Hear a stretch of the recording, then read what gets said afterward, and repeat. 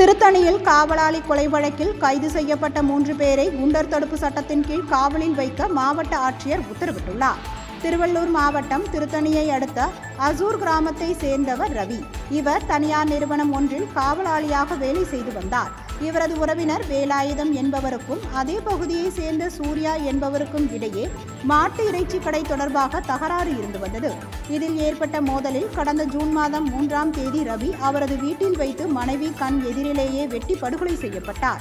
இந்த கொலை தொடர்பாக திருத்தணி போலீசார் வழக்கு பதிவு செய்து சூர்யா, தினேஷ், முன்னா, விக்கி மற்றும் அப்பு ஆகியோரை தேடி வந்த நிலையில் 5 பேரும் ஜூன் 6ஆம் தேதி நீதிமன்றத்தில் சரணடைந்தனர். அவர்களை காவலில் எடுத்து விசாரணை செய்த போலீசார் பின்னர் நீதிமன்றத்தில் ஆஜர்படுத்தி சிறையில் அடைத்தனர்.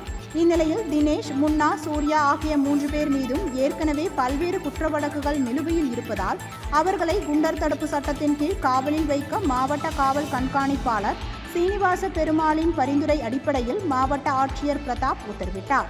இந்த உத்தரவின் நகலை புழல் சிறைத்துறை அதிகாரிகளிடத்தில் திருத்தணி காவல்துறை அதிகாரிகள் வழங்கினர்.